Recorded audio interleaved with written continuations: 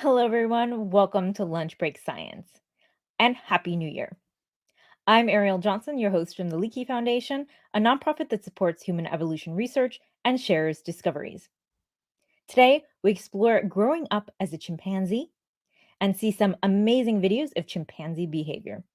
Before we dig deeper, thank you to the Ann and Gordon Getty Foundation, Camille and George Smith, and the Joan and Arnold Travis Education Fund who made this episode possible. And also, thank you all so much for watching, subscribing, and supporting. Now let's bring on our guest for today, Leakey Foundation grantee, Dr. Kris Sabbi. Kris. Hello. Oh, hi. Thanks so much for being here with us. Thanks for having me. I'm really happy to be here. That's a great way to start the new year and then the first episode of the new year. We've been talking about this episode for so long. It's exciting to actually finally have it. I know. I'm really hyped. So Kris is joining us today from New Mexico. She is a postdoctoral fellow at Tufts University and a researcher at the Kibale Chimpanzee Project, and we are going to be flying there on our map very shortly. Her work takes her to Uganda to study the Kanyawara chimpanzees at Kibale National Park. We're going to be zooming in on our map.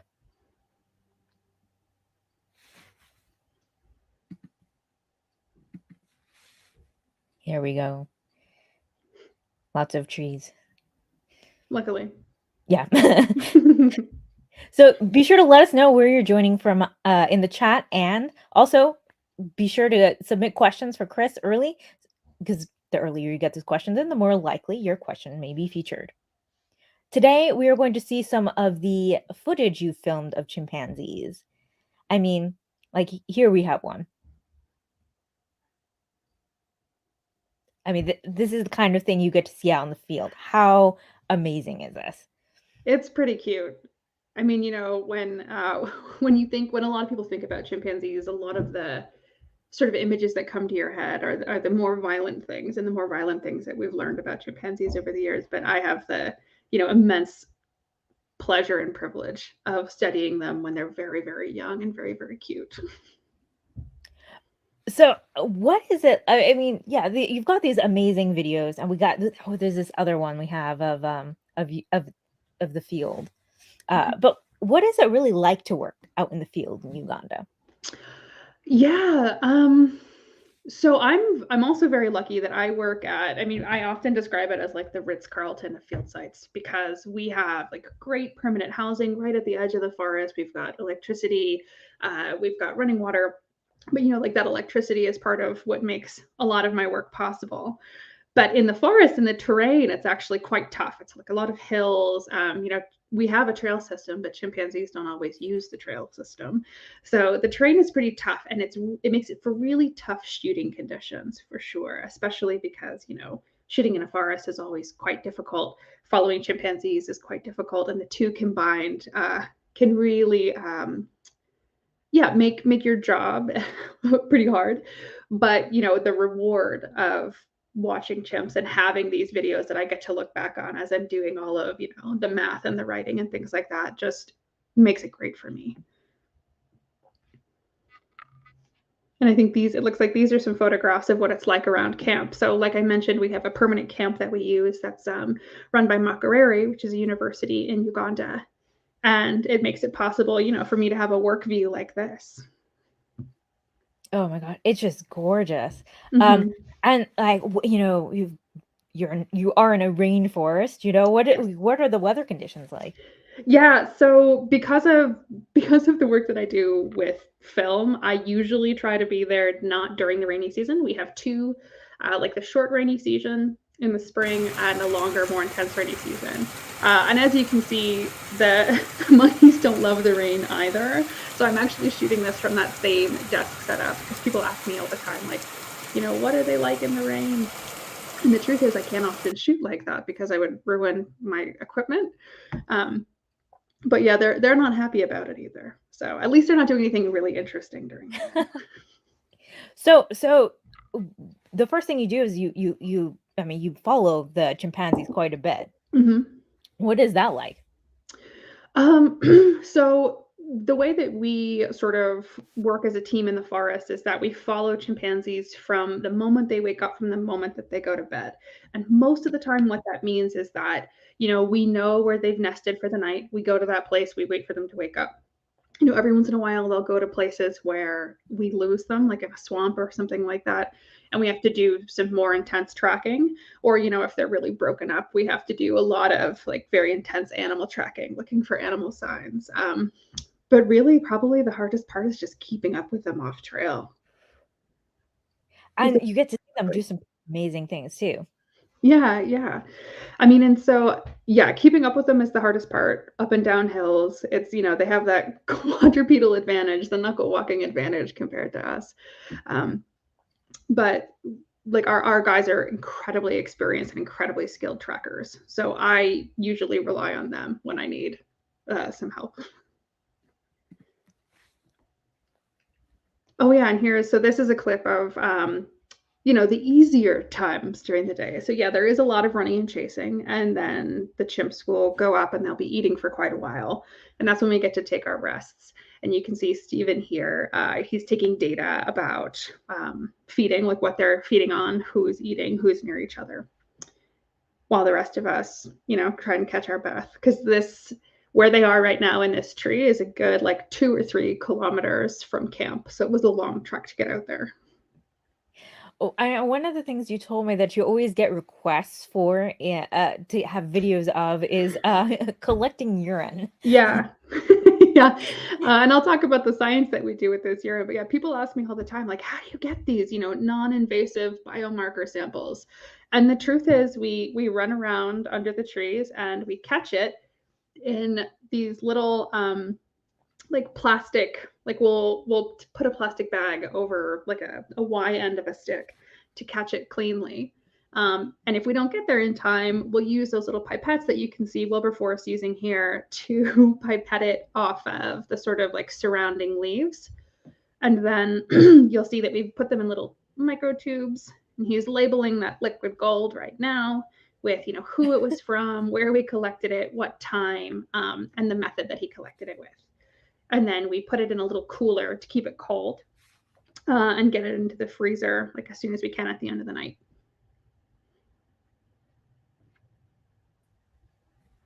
And you can see a graduate student, Ellen Dreyer, and my research assistant, Isabel Monroe, in the background, keeping an eye on the chimpanzees. So like this is actually a pretty good example of the type of teamwork that we do. So while one person is collecting a sample and writing down as much as they can about that sample, the rest of us keep our eyes on the chimps to make sure we don't lose them. Yeah, it's got to be I mean, there's so much going on Yeah. sometimes, you know? Yeah, I especially with chimps. They don't really, I mean, the downtime is fewer and farther between than with a lot of the other monkeys that I've studied. Well, I cannot wait to hear your talk. We're going to turn the virtual floor over to you to learn more about the ways that social experience and hormonal development work together to shape chimpanzee behavior during development. Before Kris starts, though, if you want to learn more about human evolution, amazing research going on all over the world, and the latest discoveries, start by subscribing to our channel, clicking the notification bell so you don't miss a thing. Now, let's turn the virtual floor over to you, Kris, and hear more about growing up chimp. Okay, great. All right, so thanks, Ariel. So as Ariel mentioned, my name is Kris Sabbi, and sorry, I'm just going to clear my throat and take a little blower here before I get into the big speech section. All right, but so today I'm going to share some results of my research about how chimpanzees grow up, but I'm going to start with a little bit of background about, where my questions come from and why they're important. So in group living animals, like ourselves and other primates, social strategies have fitness consequences. There are costs and benefits to lots of the components of social strategies, from, forming and maintaining social bonds to competing with other group members for access to things like mating opportunities and resources. And the strategies that individual animals use, the ways that they approach and interact with other group members, vary from individual to individual. Some are more competitive, others are more cooperative, and this variation can lead to differences in survival and reproductive success. Now, most of what we know about these patterns comes from studying adults with more or less fully formed behavioral repertoires. But the thing about social behaviors, especially in primates, is that most of the time these things aren't inherent or instinctual, right? Instead, we have to learn and practice them during development, and that's one of the reasons that we think growing up takes so long for us and other primates compared to similarly sized mammals. Um, so the big question that's really central to my work is, how do individual social strategies develop between infancy and adulthood, and how do they grow and what shapes them? And today I'm going to use the framework of thinking about sex differences because they make up a large component of individual social strategies, and I'm going to focus on two potential pathways toward developing sex differences in behavior. Now, first thing is that there are a few things you need to know about chimps. So they are close evolutionary cousins, and they have really big brains, and they live in large communities and have a sort of fairly fluid fission fusion grouping system where the larger community breaks up and comes back together over time.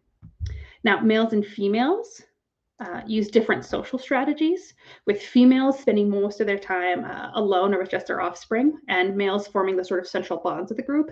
And males use physical aggression much more frequently than females, and they do this to organize themselves into linear dominance hierarchies. But they also cooperate with each other for things like territory defense and hunting. Like humans, chimps take a very long time to grow up, which makes them great for unraveling developmental processes, both in their own right and also as a comparative species for understanding human evolution and development. And the place where I study chimpanzees, as Ariel mentioned, is in Kibale National Park, Uganda, with the Kibale Chimpanzee Project, which has been following the lives of these Kaniwara chimpanzees more or less continuously, pandemic permitting, since 1987. And I do want to take a moment right up front to acknowledge and thank our team that does the incredible work of daily data collection, because they're what makes it possible to do the sort of long-term projects that I'm going to talk to you about today. And the kinds of data that they collect include following chimpanzees from the moment that they wake up to when they, create their night nest and go to bed. And while they record social behaviors and party composition and detailed focal data, I go alongside them and record detailed social data on, all of the young chimps in the party. So everybody before puberty. And then we all work together, like I mentioned, to collect those non-invasive biomarker samples. So in this case, lots of urine, which I'll talk about a little bit more later. All right, so the two pathways we're talking about today are social experience and hormonal physiology. And these are also two pathways that commonly get caught up in nature versus nurture debates. And what I'm going to hope to do today is convince you all that nature versus nurture is what we call a sort of false dichotomy. It's never that simple. It's never one or the other. Instead, it's much more useful to think about the ways that intrinsic or internal factors and extrinsic or external factors work together to produce behavior. And this first study focuses on sex differences in physical aggression, because increased male aggression is one of the most robust sex differences across mammals, and it's one that humans have too. But in humans, a lot of people argue that this difference is all about cultural forces and things like, teaching boys to be more violent than girls. And in fact, teaching is so important to human learning, especially in Western populations, that it's really hard to figure out how other developmental forces might shape aggression for humans. But we see the same pattern in a lot of species where teaching doesn't happen, and that includes chimpanzees. So what makes this study important and interesting is that by focusing on species that don't teach, we can sort of lift up the hood and figure out what other sorts of things might be going on to shape increased male aggression during development in humans that we can't observe directly. Now, even without teaching, early experiences of aggression could impact aggressive development through observational learning, which is something that humans do too. It's something like, monkey see, monkey do, right? And there are two basic ways that this could lead to sex differences. So under both models, the more exposure you get to aggression, the more aggression you use. And then in the first model, sex differences would arise simply from males being exposed to more than females. Now, alternatively, the same amount of exposure or similar experiences could affect males and females differently, setting them on different behavioral trajectories.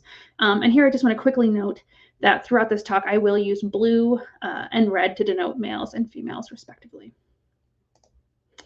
So both male and female adult chimpanzees do use aggression to manage social relationships. But as you can see from the figure on the right here, by about 10 to 15 years old, males rely on far more aggression than females. And since chimps use that fission fusion social system that I mentioned earlier, that means that mothers exercise a lot of choice about who they spend time with. And that opens up tons of opportunity for variation in early social experience for young chimps. And that's why chimps provide a really great framework for testing the hypothesis that males use more aggression later in life because they're exposed to more of it earlier in lives. So if that's the case, we expect that males witness or directly receive more aggression compared to females during development. And I used 13 years of aggression records from the Kavali Chimpanzee project to start tackling this question. And what I found is that while the amount of aggression that young chimps witnessed largely overlapped between birth and about 9 to 10 years old, males received 2 to 3 times the aggression that females did by 4 to 5 years old. And this gap widened throughout development. And you can see this in the figure on the right. So on the surface, we can see that males and females are experiencing aggression quite differently during development. Males seem to be being treated much more roughly than females. And so my next question here was why? And there are several reasons to expect or predict that males could experience more aggression during development than females. So first, we have some evidence that at least very early on in their lives, mothers of sons tend to spend more time with adult males compared to when they have daughters. So this could lead those infant males and juvenile males to see or receive much more aggression simply as a consequence of spending more time with the most aggressive group members. Second, there's also some evidence for early emerging differences in behavior. So males show things like increased independence, an attraction to adult male social partners, and generally increased gregariousness. And one thing that we also wanted to think about was whether or not maybe males showed early increases in aggression compared to females as well. So I pulled from my detailed developmental data set to calculate each of these variables for the chimps that I followed between 2015 and 2017. And then I used what's called an iterative model testing approach, which is a very fancy word for simply saying, or phrase for simply saying, like I asked what combination of these factors did the best job of explaining why males experience more aggression than females during development. And I also included sex in the model because maybe it's nothing to do with their behavior or these social variables. Maybe they're just targeted for being male. And we included age because some of these factors change with age. And here's what I found. So to start with, this plot shows, what this plot essentially shows is how strong the effect of each factor was in our final model. So this is the best fit model. And what you can see is that the most important factor right at the top to explain early aggressive experience was actually how much aggression a young chimp displayed. So the more aggression you showed, the more you got. Next, we had some age effects. So chimps received more aggression with age, but that also interacted with displaying aggression. So in other words, if you take an equally aggressive 3-year-old and 8-year-old, the 3-year-old would receive more than the 8-year-old did. But what about sex? And as it turned out, one of the most interesting findings here was that in all the model testing that we did, the final model that we came out with didn't include sex. It wasn't very important as a predictor in this model, and it didn't have an independent effect, which meant or means that equally aggressive males and females should experience the same amount of aggression. And you can see that pretty clearly when you plot the raw data. So here we have rates of aggression displayed on the x-axis, associated with the amount of aggression that individuals received on the y-axis. And what you can see here is that females, so first of all, you can see that the lines overlap pretty much completely. But we just don't have any females at the high end of this line. So there just aren't enough females displaying high rates of aggression to receive those high rates of aggression. All right, so what does this all mean? So yes, males were exposed to more aggression, and this fits with our predictions. If sex differences in experience lead to differences in behavior, and adult males are more aggressive than females, then young males should receive or experience more aggression, which is what we saw. However, in digging a little further, it became quite clear that males weren't just collateral damage, and it wasn't even their sex per se that led to this experiential difference. It was all tied up in these other aspects of early sociality. Now, that means two things. First, that young chimpanzees are very active agents in shaping their own early social lives. And not only that, but on an individual level, the chimps that were experiencing the most aggression were already more aggressive than their age mates. So it's more likely that the experience is involved as a sort of part of a snowball effect than really starting things off in creating this sex difference. But if that's the case, then where do things start off? And that might be where hormones come in. So hormones have what we call organizing effects that can set up differences in things like brain development before birth. And then later on, during development, they can activate those pathways to produce sexually differentiated behaviors. And so far, puberty's gotten a ton of attention in this realm because of the influx of males' gonadal androgen, so that's testosterone. It's so big and it has such strong effects. But our findings from the aggression study precede puberty in chimpanzees. So puberty happens around 8 to 9 years old, and the sex difference in aggression emerges somewhere before about 5.5 or 6. And while this might seem to sort of rule out pubertal hormones, there's actually another hormonal event that occurs early in human development called adrenarche.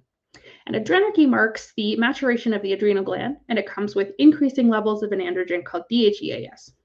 So this is the same type of hormone as testosterone, but it's produced by a different gland. And while it can activate similar pathways, its effects generally aren't as strong or intense. So in Western populations of humans, adrenarche usually happens several years before puberty. It occurs earlier for girls, but boys have larger hormonal increases. And adrenarche overlaps with this period of very intense sociocognitive development in humans called the 5 to 7 shift. And this is when children really expand their social networks and a number of sex differences emerge and diverge. So generally, boys double down on their rough play, kids self-segregate into same-gender play groups, and then cross-culturally, it's when kids start to take on other helper roles, things like tending animals or siblings. And importantly, while humans experience adrenarche, and while we have some evidence that DHEAS increases in captive apes with age, monkeys don't experience adrenarche. So this is a phenomenon that seems unique to apes, but we don't know much about how it operates in the wild or how it interfaces with behavioral development. So I wanted to find out whether wild chimpanzees exhibit human-like sex differences in the timing and pace of adrenarche that could help explain the divergence of aggression during development, or some of these differences in behavior. And so what I did was I extracted DHEAS and concentrated it from our liquid gold biomarker samples. And what I found was that our chimpanzees did experience prepubertal increases in DHEAS, but they didn't show the sex differences that I expected. So on the left here, I've plotted DHEAS levels from 0 to 20 years to match the human study on the right. And what you can see from these overlapping bands is that there's really no difference in the timing of adrenarche for males and females. And if you look at their lines across time, there's really no big difference in DHEAS levels across development either. However, the timing of these events does overlap, and because of organizational effects, similar levels of hormones may activate different pathways in males and females. And so the next important step that I'm working on, especially now that we have a good handle of how each factor may encourage differences in males and females, is figuring out how these two factors interact. So how do they work together to produce differences in behavior? Because that is the only way to get a full picture, not only of how sex differences develop, but also beyond those sex differences, individual strategies and differences between members of the same sex. How do those emerge? I think that interaction is really the key. And so with that, leaving you on the cliff edge of the next steps that I'll be taking, I want to thank our field team again, and I want to thank the directors of the Kibale Chimpanzee Project who keep this project going. And of course, a massive thanks to all of the funders that have made all of our work possible, including and especially the Leakey Foundation. And I think we can probably shift back toward questions. So thank you so much. That was a really fascinating talk, and I can't wait to get to some of our viewer questions. But I'd like to look at some of the amazing footage that you have filmed Oh yeah, out in absolutely. the field. And so let's take a look at this first group of videos. We have 3 videos in this group kind of showing a progression. Oh, okay. So, is it all right if I talk over these Yeah, and tell you please everyone do. what's happening? Okay. So this is a video of Omusisa, and she's doing a behavior called like stick carrying that that has been published on with this group before. And essentially, what researchers found at our field site was that compared to males, young females carry sticks around like this, like kind of like they're babies. They balance them on their backs in what we call their hip pocket or their groin pocket. Sometimes they make nests for them, and young males are more likely to use them to, smack each other. And what's really, really cool about this particular case is, Omusisa is a huge stick user, and she was during the entire time that I was studying her during my dissertation. But, it can be really hard to figure out how these developmental processes and like how play impacts maternal behavior, because females leave their natal group. So they're the ones that immigrate. The males stick around, the females leave. But I think the next video shows this, really rare opportunity we have, because we got the surprise of our lives in I think 2018 or maybe early 2017, when Omusisa had a baby and wound up staying in the group. So now we've got this incredible opportunity to follow her with her offspring and see, how she carries her little baby, who we named OMG, because we were all very surprised by the birth of this infant. And it's been just really wonderful to watch that progression in like sort of such a literal way. Now, you have some really cool videos about coalitions. Mm-hmm. Let's take a look at some of that behavior because it's very, very interesting. Mm-hmm. So yeah, like I mentioned in talking about differences between males and females, males use coalitionary aggression. And one way they do this is through joint displays. So what you'll see here is this is a female Mia, and she's starting to make submissive vocalizations as this prime-aged male, Takugama, comes displaying along, and you can see he's pilo-erect, he's running, showing how strong he is. Then here come his 2 friends, who are quite a bit older. And they're supporting him in this coalition, which shows the sort of cooperative side of chimpanzee males. But what I also love about this video is it shows the way that chimp bodies age in similar ways to the way human bodies age, and they're not quite as spry as he is, I'll say.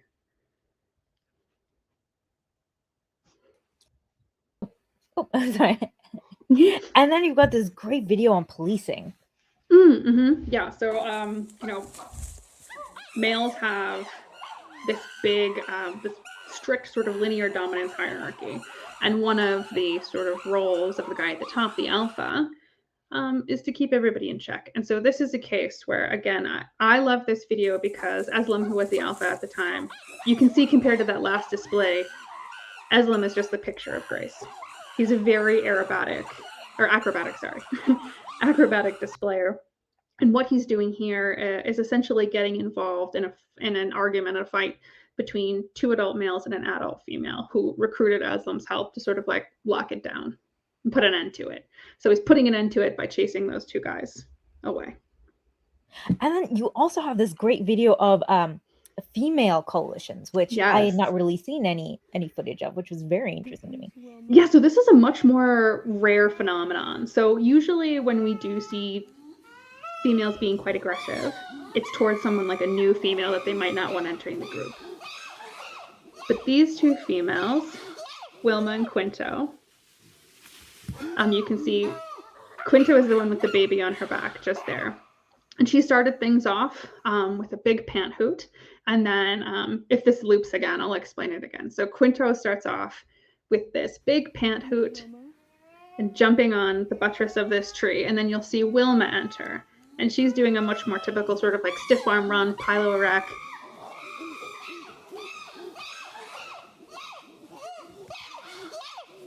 You see here she does a little buttress thing as she goes by, shaking trees. And this is just one of those, these are one of those rare things that you only get to see every so often. And the more time you spend in the field, the luckier you get seeing these things. And I'll never forget how cool that day was. We have a question that kind of relates to actually some of the videos. So I'm gonna take Pete's question, which is there ever a shortage of food, and does that increase aggression? That is a really great question. So there's a lot of seasonal variation in how much food there is across, their territory and their landscape. But what we find that's really interesting is in terms of things like, territorial disputes. It might not be shortages so much as like actually abundance that causes like increased aggression between groups, because you'll get these huge patches of really desirable food, like their favorite foods that are on the edge of the territory. And that's when you see clashes between the neighbors, and your group.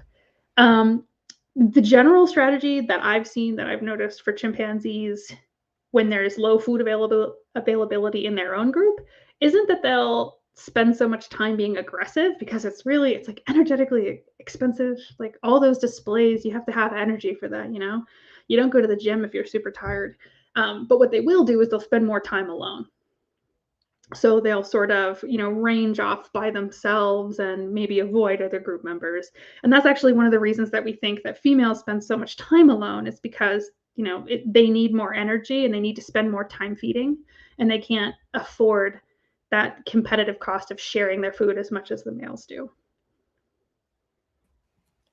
Now let's look at, you've got some videos of leaf. So like, was it leaf clipping and leaf? What was the other term? Leaf grooming. So this is two ways that chimps use leaves as tools.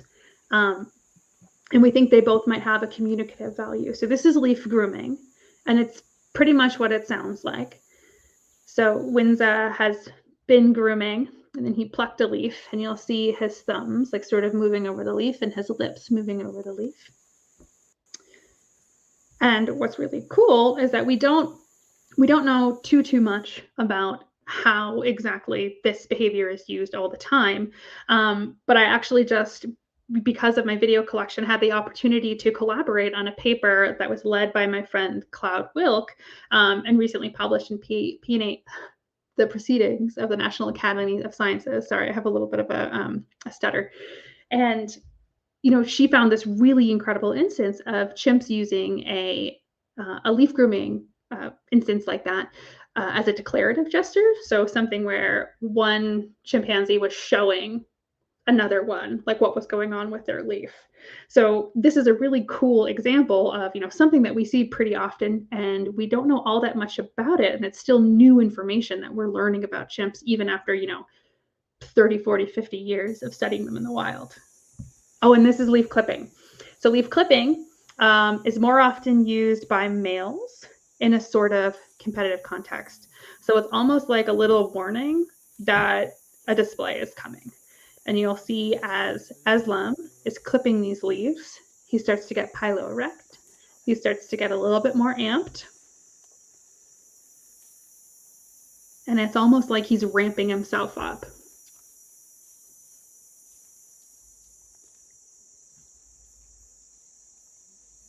And there we go. We see the lips pursing. He's starting this call, extra piloerect, and goes directly into a big vocal display.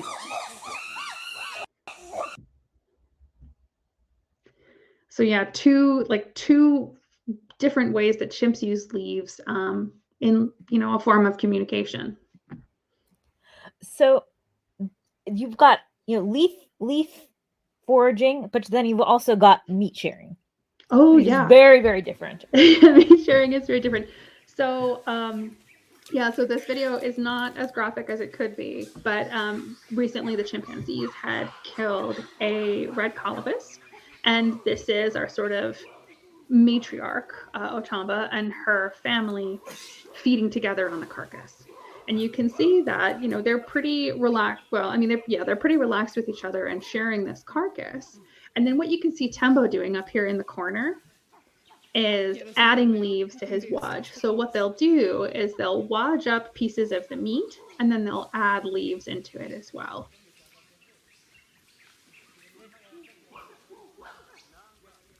And I mean, by the end of this video, this is actually the original video is quite long.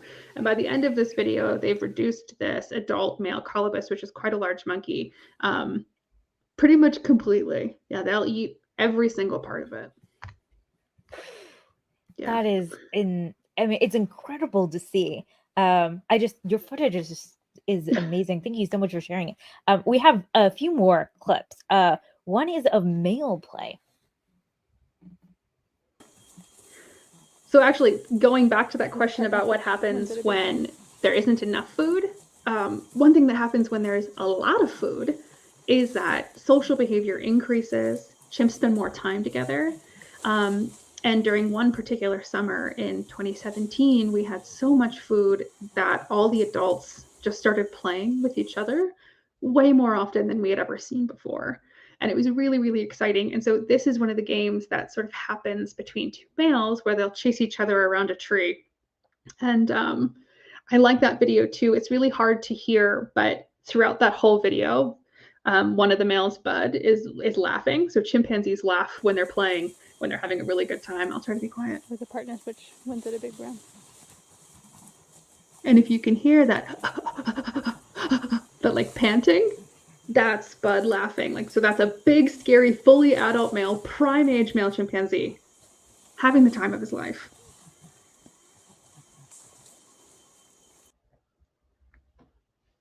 Yeah, and it's just that, I mean, low food availability can make our job really hard, but like, again, that other side of that summer, that really high food availability is like, there's no better time to be with chimpanzees. It's just amazing. Oh, I can't even imagine. Let's like, I'm excited about the next video too, of the female play. Yeah. So same summer. Oh no, this one's actually a little bit more recent. So this one's a really good example of a game that mothers play with their infants that we also play with our infants. So this chimpanzee, Leah, is doing a little bit of airplane with her infant. And you can see that just the same way that humans might balance little babies on our feet, that's one thing that chimpanzees do too, and one way that they play with their offspring. And this one is a behavior that I've mostly seen between mothers and infants.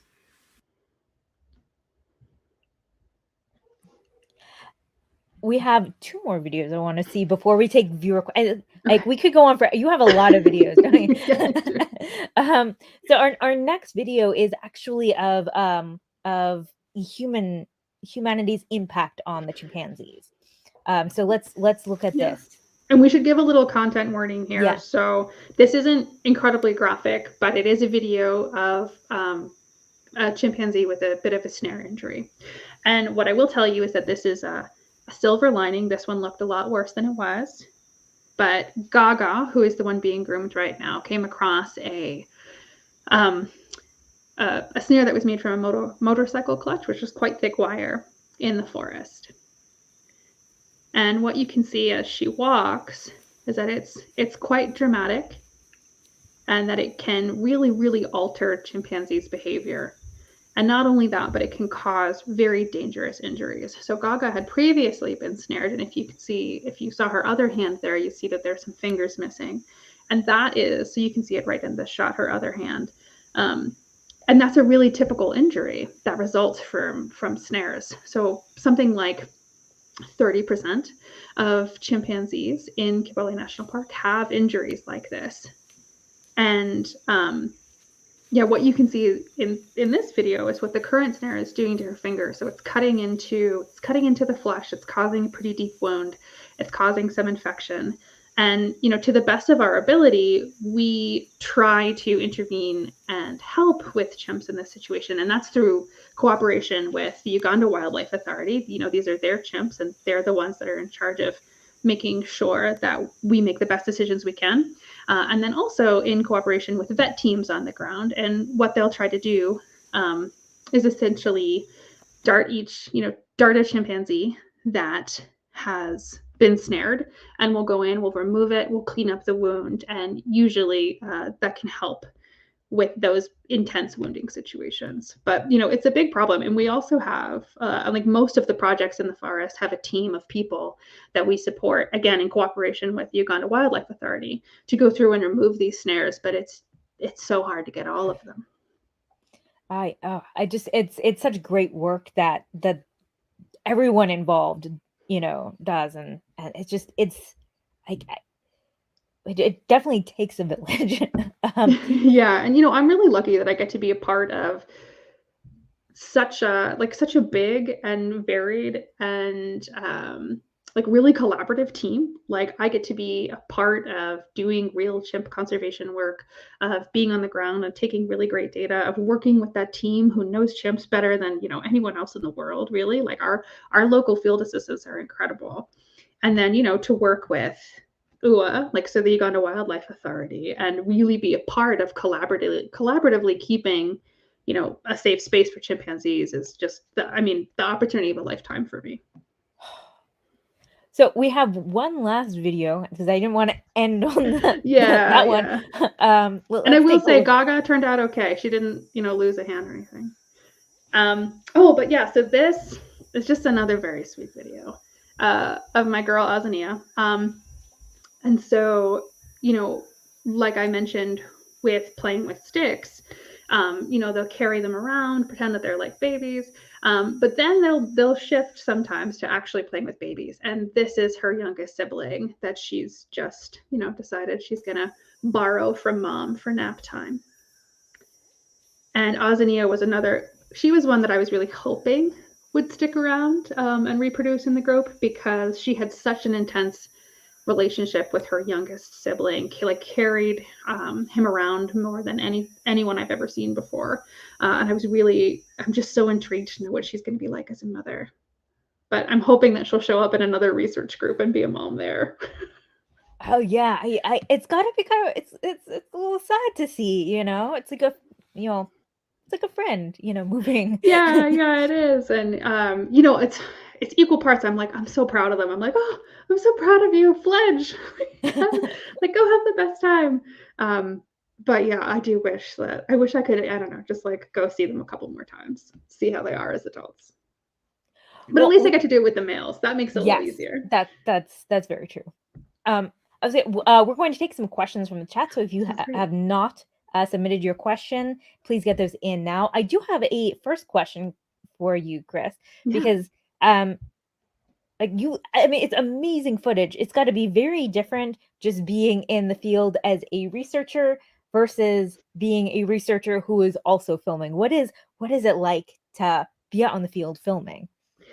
Yeah, so when I started doing field work, like between undergraduate and grad school, I wasn't using many techniques that involved like a lot of the same things that I, learned as a film student when I was in school. And so I got lots of experience in traditional paper data, taking, check sheet sort of data. And there's something that's really lovely about that because I think it's nice and it's contained and it's sometimes easier to fit into the literature because, it's techniques that have been used and honed over decades. But then when I started working a little bit more independently, I wanted to add film into the mix to try and get a little bit more detail. So, for studying things like play, everything happens so fast and the different behaviors are used so fast that, trying to get down notes in real time can be really hard. But having the playback can be really quite useful. And the other reason that I wanted to fold film into the mix was because I was really, really interested. Like one of the things that I didn't talk about today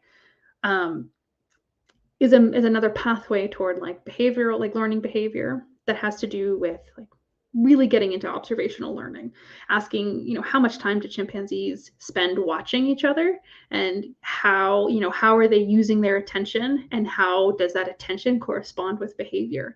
And that's another thing that is really incredibly difficult to do live, but you can do it, especially, with a great Zoom through playback. So those are two huge advantages and two really good reasons to try and fold video into the mix. But, of course, there are downsides. One is that it's a little bit harder to navigate, with a loose camera. If you're it's a little bit harder to walk through the three-dimensional space of the forest when you're trying to also film and you're chasing after these chimpanzees. But also processing time is really long. So you'll notice today I focused on the things that had lab work components. and traditional behavioral components. And that's in part because it takes so much longer to process and analyze video data that, those things aren't quite ready yet. Like I've shown them at conferences, but they're not published yet. And so, there are trade-offs.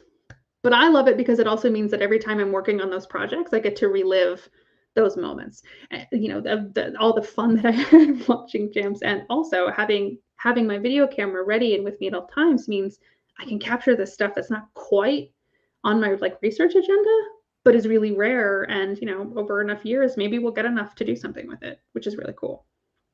Well, and it also kind of pairs with, because your trajectory, you weren't originally looking to be a researcher, you were looking to pursue film. Just tell us a little bit about that. Well, so, I guess the irony is I just took a really, really roundabout route to get to the same place. But,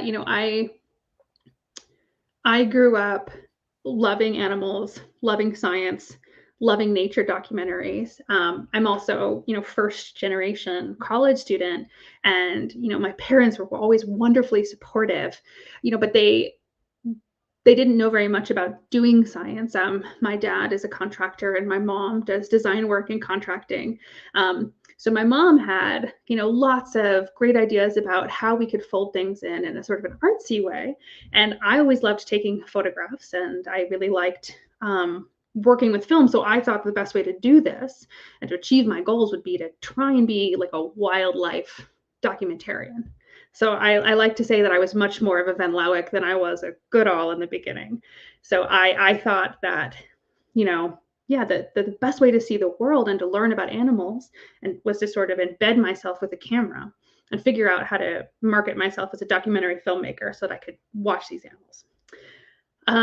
But then in film school, so my last name is Sabbi, which meant I was way low on the list for getting all the electives that I wanted. But there was a slot in this class called biological anthropology. And I saw that it involved talking about animals, talking about primates, which I already liked, thinking about human evolution, which I thought was pretty cool.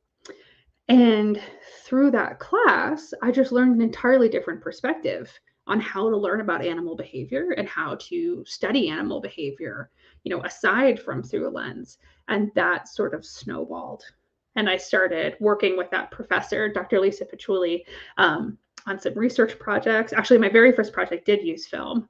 We were doing some experiments on handedness with some primates at the zoo. So I would film them during feeding bouts with increasingly complex apparatus that they were feeding from. And we were trying to figure out if they were left-handed or right-handed and whether that was different across species. But then, I just loved that so much. And I loved that approach so much that I just, my hobby of doing biological anthropology and primatology just sort of took over. And I shifted in that direction. So after I finished with my film degree, I just started getting as much field experience as I could until I got into graduate school. And that's what I brought it all together.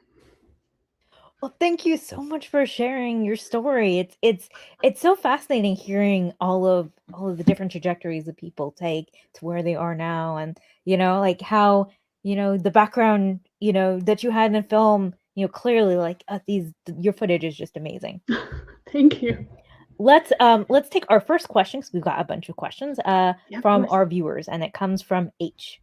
H asks, when visiting the field site, what precautionary measures do you take due to the COVID-19 pandemic? Yeah, so this is a very important and very good question. So thank you, H. And so, the kind of nice thing is that we already had some precautions in place, because there's some previous research with different types of respiratory outbreaks that have occurred in the forest that my advisor, Melissa Emery Thompson, and Martin Muller had been involved in, that documented the devastating effects that respiratory infections can have, in wild chimpanzees. And this is also work that was done with Tony Goldberg at the University of Wisconsin in Madison. And so we already knew how bad respiratory situations could be for chimps. And we had some precautions like dipping our boots in chlorine, like a chlorine bath, like a bleach bath, coming in and out of the forest to make sure there wasn't cross-contamination. Things like, being very, very careful when we're taking samples about always, sanitizing and always keeping everything as clean as possible. And then, we added masks into the mix when COVID came around. And then we had always done a quarantine period. So any new researcher coming to the field site has to quarantine and be healthy before you can be sort of allowed to go to the forest. And what we did was, we added a COVID test on arrival, and then also in the beginning of the pandemic. And then we also have, people bring home COVID tests so that they can test in the field every once in a while, make sure we're feeling all right. But we had like a nice extended quarantine period to make sure that, we weren't bringing it with us from the plane to the field site. And again, because we have that really nice established field station to stay at, it's fairly easy for us to, isolate in our own houses and not mix in with the forest or mix in with other people who have been at the station for a long time until we know that, we're healthy enough. Thank you so much for that question, H. Our next question comes from Jennifer. How many people are typically tracking the chimpanzee on any given day? That's a really good question. Yeah.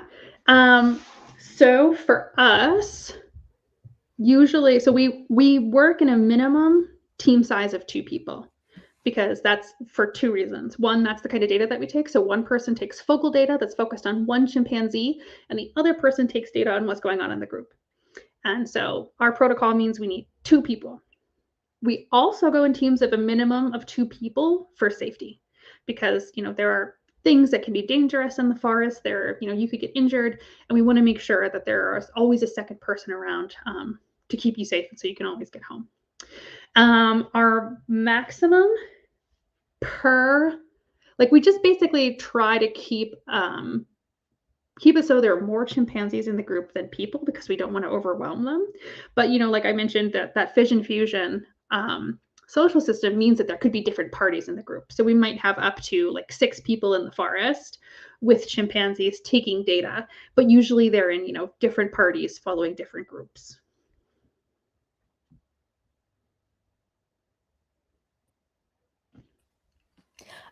Thank you so much, Jennifer, for the question. Our next question comes from Mia.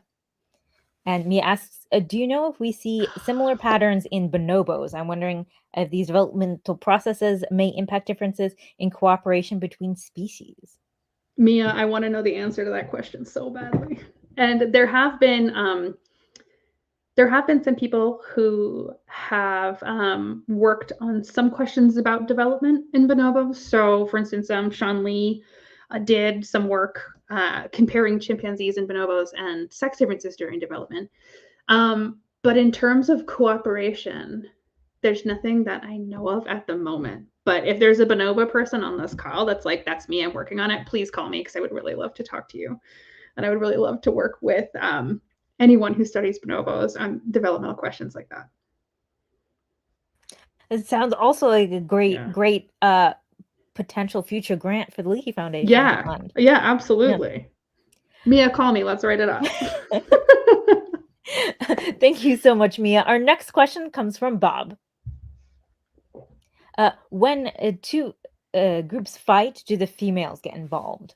This is not very often. So females are much less likely to do things like boundary patrols or be involved with intergroup encounters for chimpanzees. And that's one thing that's super interesting and different about chimpanzees, because if you think about it, a lot of other monkey species and I mean to say a lot of other primate species like monkeys. I'm not saying that chimps are monkeys, they're apes. Sorry about that slip.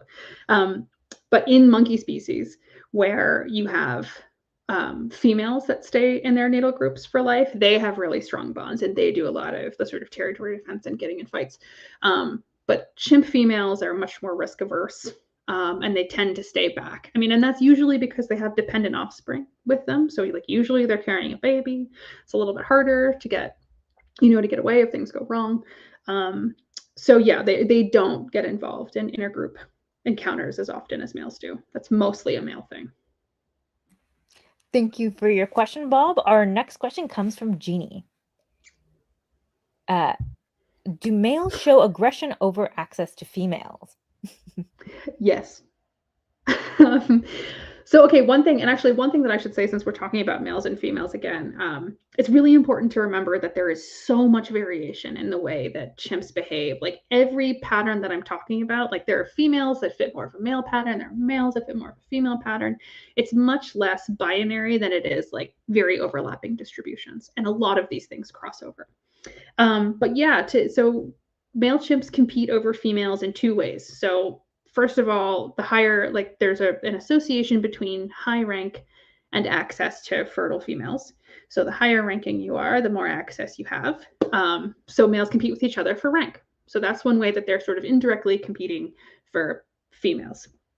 But when females are in estrus, and they have what's called a conspicuous estrus, where they have a very obvious anogenital swelling, so everybody knows when the time is right. There's a lot of pretty fierce competition directly between males for access to females, and there's things like mate guarding, big coalitionary fights. It can be really chaotic. I see a lot less of that than a lot of people because I'm usually with the adult females who have young infants and are like the other way. They don't want to be involved with that. But yeah, there's a lot of work out there about the way that males compete aggressively over females. It's definitely a thing. Thank you so much, Jeannie. Our next question comes from Pete again. So thank you for another good question. Okay. You said trouble can start when there is abundance of food in the neighbor's region. How do you know? Are they smelling right food just fine on walkabouts or something else? Yeah. Excellent question. So the instances that I'm actually specifically thinking about involve a very seasonal fruit. So this is something that pretty reliably comes into season around like, May or June. And it's one of their favorite foods. So they just follow it everywhere. And it grows in these sort of groves. So it's called Uvariopsis, and it grows in these sort of groves of relatively small trees. It's like this bright red pod, and it tastes a little bit like peaches. But you can smell it. I'm sure that they can smell it. But I think also that they're just, they're smart enough that they know it's almost time. They start to see signs. They start to see a few ripe fruits dropping, and then they'll go throughout the territory to the places where they know the Uvariopsis is. And one of the, bigger areas of that for us is at the edge of our territory. So over the last 5 or 10, well, since I started, so over the last 10 years, there's been a big shift that there's a doctoral student, Jillian Rutherford, who has been working on questions about the way that their territory is shifting. And what we're seeing, colloquially, like what I've noticed anecdotally, is that they're shifting towards these patches of UVA toward the south and spending a lot more time there, getting in some fights with the neighbors. And then, Jillian's doing this really amazing work with GPS data to actually quantify, what it is driving these patterns and answer questions about how their territory is shifting. But, what I've noticed over the years is that UVA is a big part of that. And that's where I personally have seen the most sort of interactions. We have one final question, and thank you so much for that question, Pete. Our final question is from Bruce, who asks, do chimpanzees show curiosity about the humans? I love this question. So yes and no. So the territory where these chimps live, this particular group of chimps, is an area of previously logged forest, which means that there has historically been a lot of human behavior, human activity going on in parts of the forest where they live. And so these chimps, they're also at the edge of the forest. So I think that they might be a little bit more used to seeing humans around. So in that way, and we've been following them for, 35 years. So in that way, they're quite used to us. And there are some chimps, most chimps are just, we're part of the scenery. It's really not that big a deal.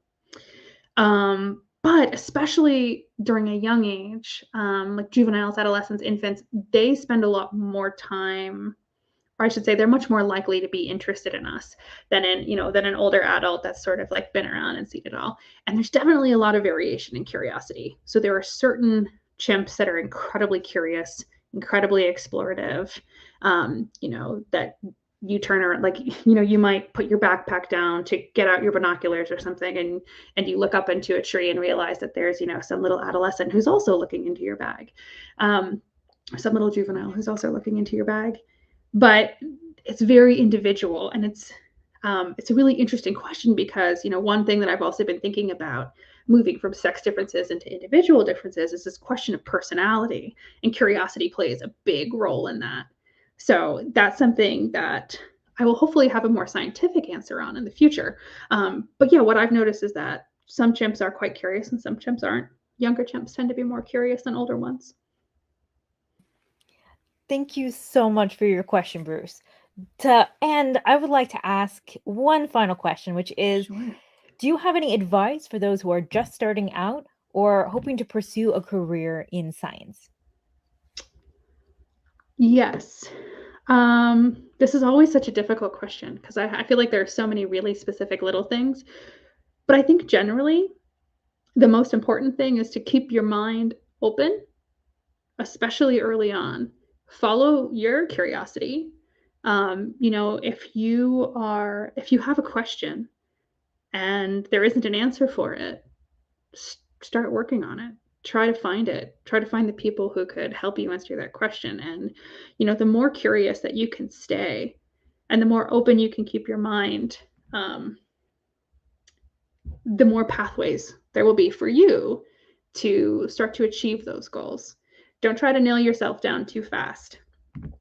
And yeah, and I don't think that in a case like mine, I don't know how many people used film the way that I do before I started. Like, certainly it's happened before, but when you have an array of different experiences, you can combine the bits and pieces together to come at things from a new angle that might, be able to answer the questions that you have in different ways from other people and in new ways. So yeah, stay curious, stay open-minded, and creative solutions can be great. And having a really varied background is always really great. So it's been useful for me. Hopefully it'll be useful for anyone else out there who maybe thinks it's too late, they're already too committed to something else. A pivot can be really great. Thank you so much again for joining us today, Kris. No, thank you. These questions were so wonderful. They This was really such a wonderful were. time.